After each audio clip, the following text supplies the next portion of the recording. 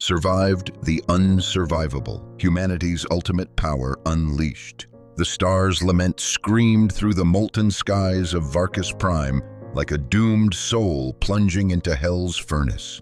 Corrosive winds howled against the shuttle's hull, clawing at its reinforced plating with the hunger of a moon that devoured everything: metal, flesh, hope. Inside, Commander Tara Voss gripped her console, her gloved fingers trembling over her breathing mask as acidic rain lashed the viewport. Her hazel eyes, hardened by 20 years of galactic warfare, flickered with something primal: dread. Varkus Prime wasn't just a mission, it was a death sentence signed in sulfur and sealed with screams. "Atmospheric readings are a nightmare," Navigator Kalith Zorn announced, her crystalline fingers dancing across holographic displays with surgical precision. Her voice, sharp as a blade, cut through the shuttle's hum. "Ammonia at 68%, sulfur spikes off the charts, and radiation that'll cook our circuits in 2 hours flat. Whoever sent a scout down there deserves to choke on this air themselves." Tara's jaw clenched. The scout was Specialist Jonas Creed, fearless, sharp, the kind of human who could dodge a plasma volley and still crack a grin. His recon mission was meant to be a quick 45-minute sweep. That was 48 hours ago. No distress beacon, no transponder ping, just silence from a moon that turned bones to sludge faster than you could blink. Humans were tough, Tara knew, but Varkus Prime, it was a cosmic predator, savoring every kill with gleeful malice. "He's alive," Medical Officer Lyrian Thal insisted, her forearms trembling as she calibrated scanners. Her compound eyes glinted with fragile hope, but her voice wavered like she was pleading with the data itself. "Jonas is a survivor. Humans, they're built to defy the odds." The scanners told a different story: air that could melt lungs, radiation that shredded DNA, and a jungle of molten rivers where even drones dissolved in minutes. Recon Specialist Gorath's mandibles clicked in a harsh, mocking laugh. "Defy the odds? To last 2 days in a swamp that kills in 6 hours? Your optimism's cute, Thal, but let's not burn fuel chasing a corpse." His insectoid frame leaned back, exoskeleton glinting under the dim lights, his skepticism as cold as the void outside. Tara shot Gorath a glare but stayed silent. Jonas was their best, navigating asteroid fields blind, pulling teams from wrecks, always one step ahead of death. But Varkus Prime didn't care about skill. Its glowing swamps and razor-sharp fauna were a meat grinder, crafted by some sadistic god to punish the living. The last coordinates blinked on Kalith's display. Grid Epsilon 7, deep in the heart of the molten jungle, a place where shadows moved with purpose, and the ground itself hungered. "Signal!" Kalith snapped, her crystalline skin shimmering as she leaned into the sensor array. Single life form, human-sized, moving through Epsilon 7. Steady pace, deliberate, not panicked. No signs of injury. Her voice cracked, caught between awe and disbelief. The crew froze. Lyrian's scanners whirred, pulling up vitals that defied logic. Heart rate elevated but stable. No chemical burns, no radiation poisoning. That's impossible. Her forearms stilled, her hope now tinged with fear. Gorath's mandibles twitched. "Nothing walks that jungle without a sealed suit. Your sensors are junk, Zorn." "They're not," Kalith hissed, locking the coordinates. "It's Creed. It's him." Tara's pulse thundered, her mask suddenly too tight. Alive? After 2 days? Every instinct screamed trap, a glitch, a predator mimicking human signals, or something worse. But if it was Jonas, how? She gripped the controls, her voice steady despite the storm in her chest. "Adjust descent vector." "We're going in." The star's lament banked hard, engines roaring as it sliced through glowing fog. Below, the jungle sprawled like a festering wound, molten rivers pulsing with heat, acidic mists coiling like serpents. Shapes slithered in the haze, creatures with claws like molten glass, and eyes that burned with hunger. Tara's breath caught the recycled air tasting of her own fear. She'd faced fleets, betrayals, entire worlds burned to ash. But Varkus Prime, it hated life with a personal vengeance. "Visual contact," Kalith whispered, her voice barely audible over the engines. The fog parted, revealing a clearing, a rare patch of solid obsidian amidst hissing rivers. And there, standing like he was waiting for a ride home, was Jonas Creed. He was alive, no suit, no scars, just there, waving with the casual swagger of a man meeting friends at a bar. His gear was gone, replaced by armor woven from volcanic vines and hardened sap, glistening with a sealant that mocked the acid rain. It looked primal yet precise, like a survivalist's masterpiece. But that wasn't what made Tara's blood freeze. Beside Jonas stood a razor-spike behemoth. 6 legs, claws glinting like molten blades, jaws that could crush a tank. Varkus Prime's apex predator, a creature that hunted for sport and left nothing but ash. It should have torn Jonas to shreds. Instead, it sat there, calm as a pet, nuzzling his hand with a gentleness that spat in the face of nature. "What the hell is that?" Gorath hissed, his exoskeleton rattling. Lyrian's scanners beeped frantically. "He's fine, no tissue damage, healthier than us." Kalith's eyes widened, her crystalline skin fracturing the light. "My sensors say he's been out there for 2 days, and that thing is following him like a dog." Tara stared, the image burning into her mind. A human, unscathed, in a jungle that killed everything, a monster tamed at his side. Questions clawed at her. How? Why? What was Jonas now? But one truth drowned out the rest, raw and unshakable. Whatever they were about to uncover, it would shatter everything they thought they knew about humans. The shuttle's engines roared as they descended, toward a mystery that could swallow them whole. The star's lament shuddered as it climbed through Varkus Prime's toxic fog, its engines roaring against the corrosive winds that gnawed at the hull. Inside, the recycled air felt like a lie, sterile, cold, a frail shield against the moon's molten wrath fading below. Commander Tara Voss gripped her console, her hazel eyes locked on Specialist Jonas Creed, who lounged in a passenger seat like he'd just strolled out of a bar, not a death trap. His armor, woven volcanic vines sealed with glistening sap, caught the shuttle's dim lights, a testament to his survival in a jungle that melted steel. Beside him, the razor-spike behemoth sprawled across the deck, its molten glass claws glinting as it gnawed playfully on a makeshift toy of crystallized sap.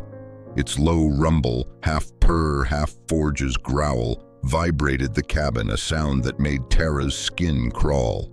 "How?" Tara demanded, her voice tight with awe and suspicion. 2 days, Creed. No suit, no gear, in a hellhole that kills in hours. How are you breathing, joking, with that thing acting like your damn sidekick? Jonas grinned, scratching behind the behemoth's claws. The creature leaned into his hand, its multifaceted eyes scanning the crew with eerie patience. Got lucky, I guess. Storm hit right after I lost the team. Suit fried when a magma vine snagged it. Dissolved the seals in seconds. Had to move fast. He tapped his armor, the sap glistening like polished obsidian.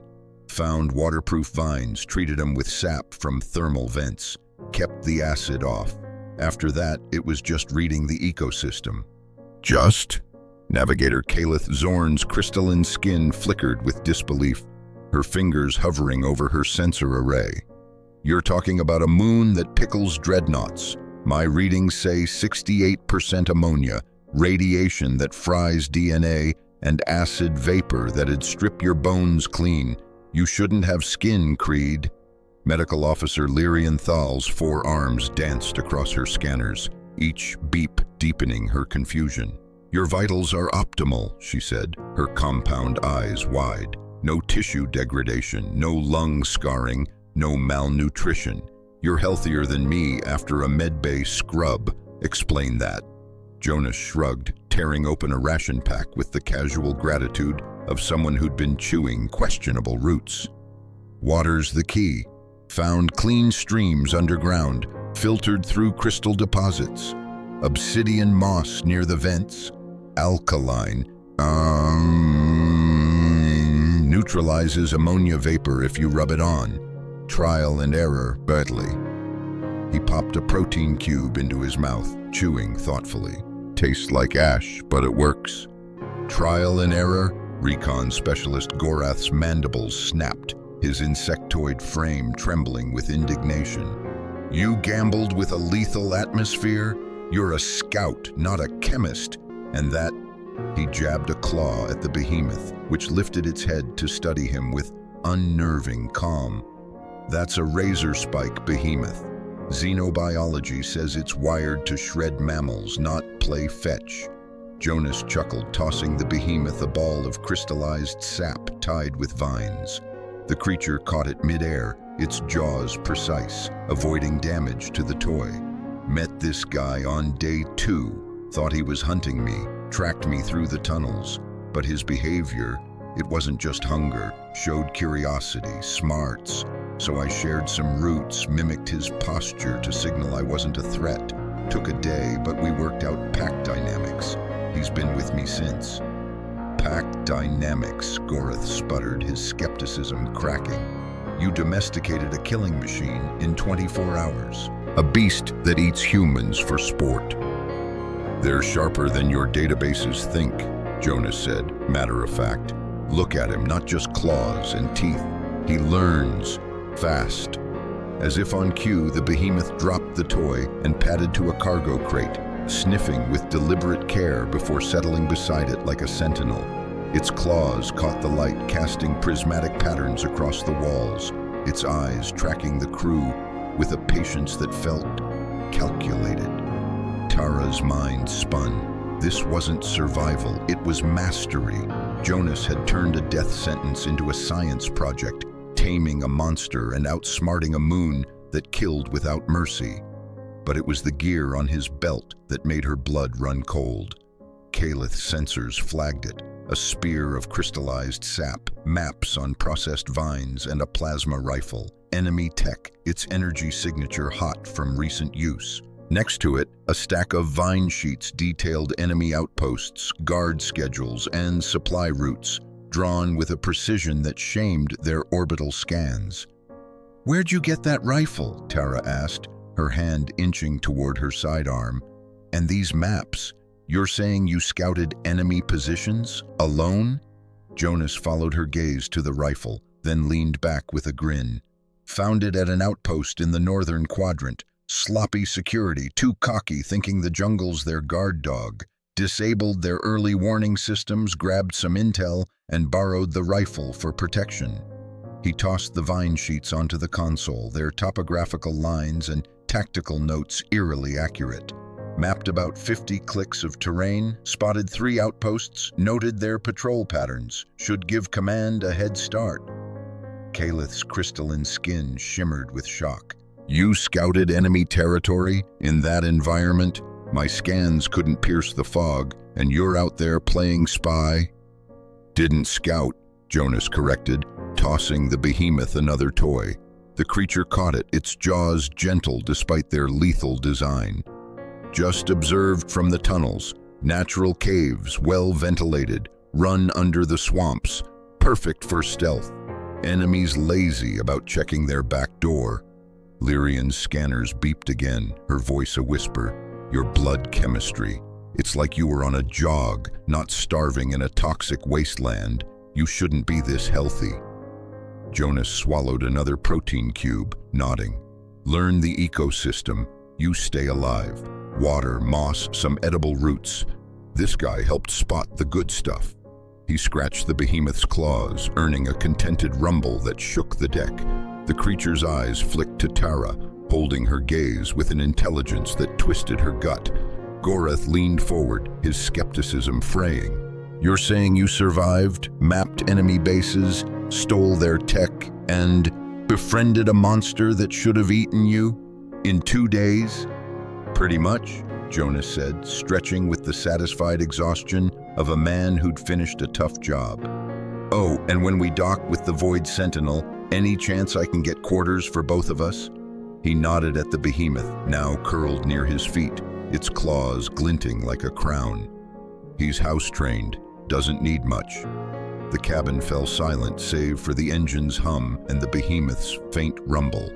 Tara exchanged glances with the crew, Calith's wide-eyed shock, Lyrian's trembling awe, Gorath's grudging respect.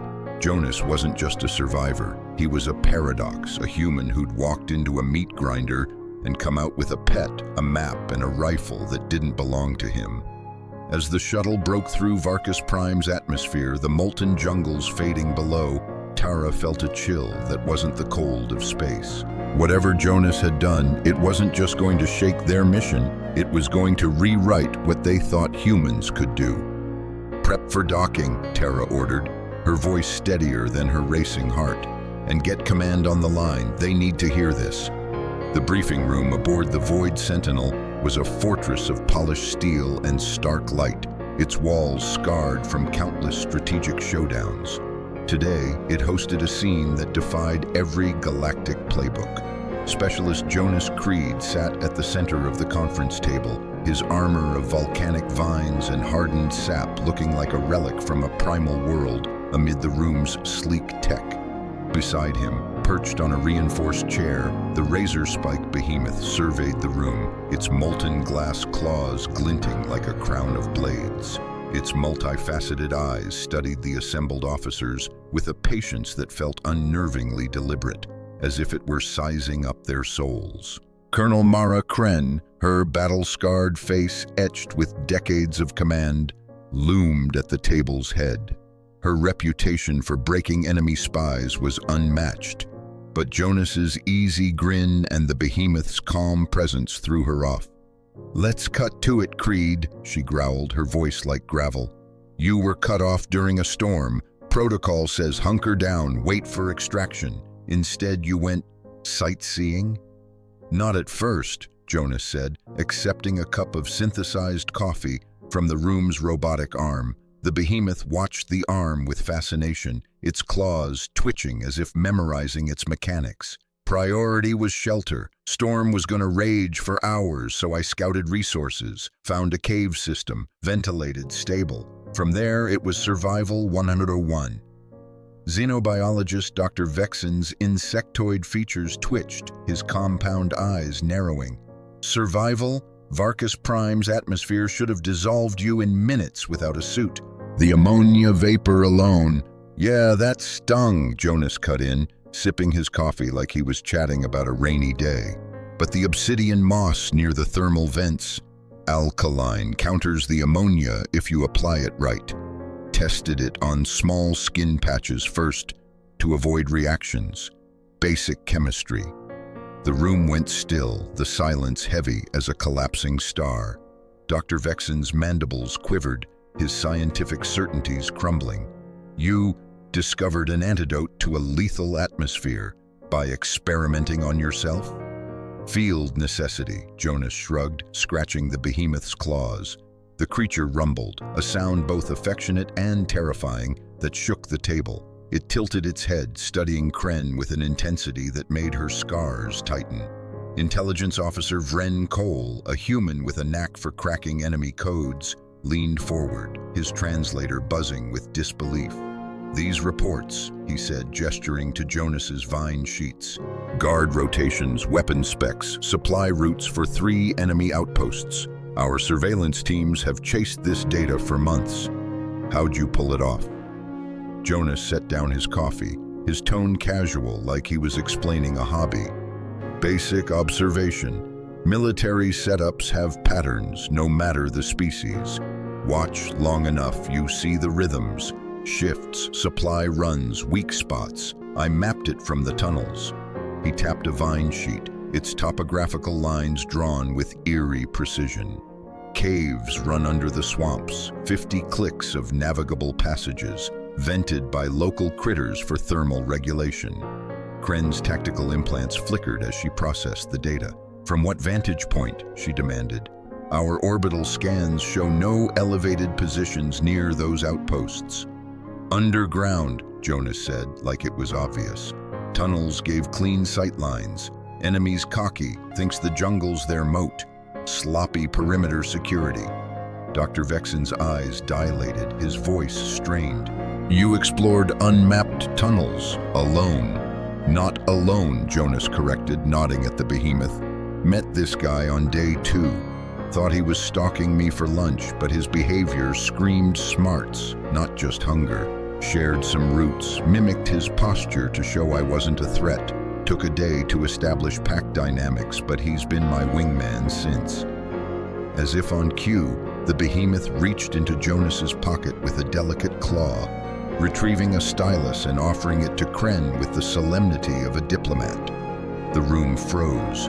Kren took it, her scarred face caught between shock and respect. Apex predators don't do that, Vexen stammered, his worldview in tatters. He's more than a predator, Jonas said, tossing the behemoth a piece of crystallized sap. The creature caught it, rumbling contentedly.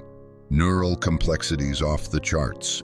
Pack hunting, social hierarchies. Showed I wasn't a threat, shared resources, and he slotted me into his pack. Claw patterns signal emotions, jaw angles show trust. That rumble, he's happy. Your databases need a rewrite.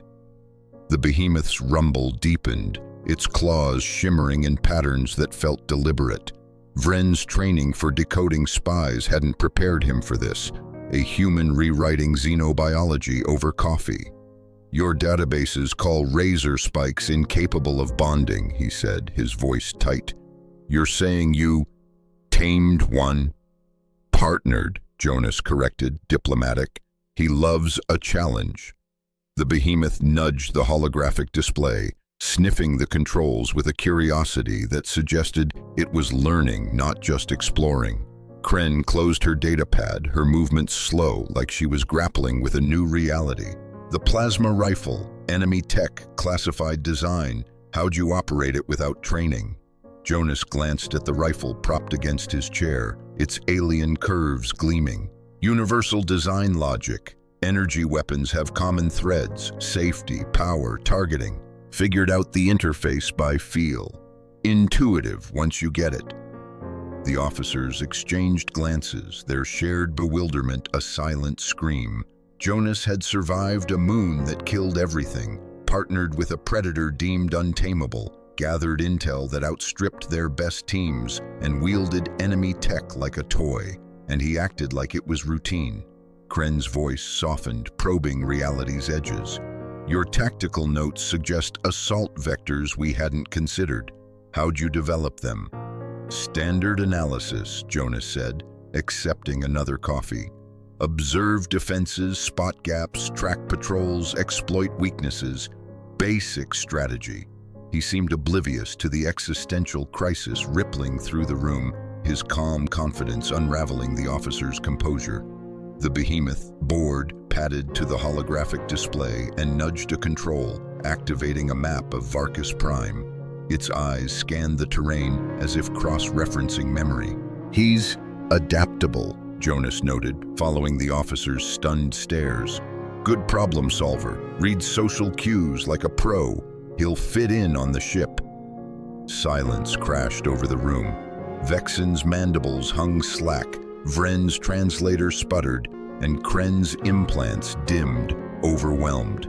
Jonas rose, stretching. I'll be around for more questions. Any chance we can get quarters for both of us? He's low maintenance, I swear. As Jonas and the behemoth exited, the creature paused at the door, studying the officers with what could only be described as amused tolerance before padding after its human. The room sat stunned, 5 elite minds grappling with a truth they weren't ready for. Jonas Creed wasn't just a survivor. He was proof that everything they knew about humans was a massive underestimation.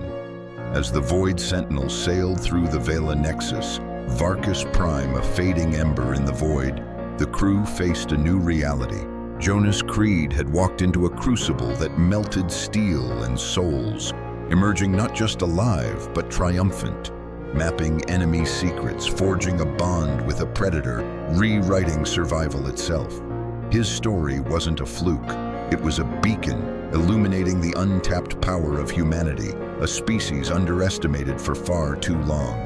In the quiet of the observation deck, Jonas and his behemoth stood side by side, gazing at the infinite stars. Their bond, born in Varkus Prime's molten jungles, now thrived in the vastness of space. Behind them, the Void Sentinel carried a crew forever changed, their assumptions shattered by one man's impossible feat. Out there, in the galaxy's darkest corners, new challenges waited. Hostile worlds, cunning foes, mysteries no one dared touch. But for the first time, the crew dared to dream. If one human could do this, what could humanity unleash when set free? The stars held no answers, only a promise, a future where the underestimated would rise, rewriting the cosmos with every defiant step. Humanity wasn't just surviving, it was rewriting the rules of the universe itself. Holy stars, wasn't that insane? Jonas Creed and his razor-spike behemoth just turned Varkus Prime into humanity's playground, proving we're the ultimate wildcard in the galaxy. If that got your blood pumping, smash that like button and hit subscribe to join our HFY crew. Drop a comment. Could you outsmart that jungle, or what's the wildest thing humans could pull off in space? Don't miss the next epic tale. Tap the bell so you're locked in for every drop. Let's keep celebrating humanity's unstoppable badassery together. See you in the next video.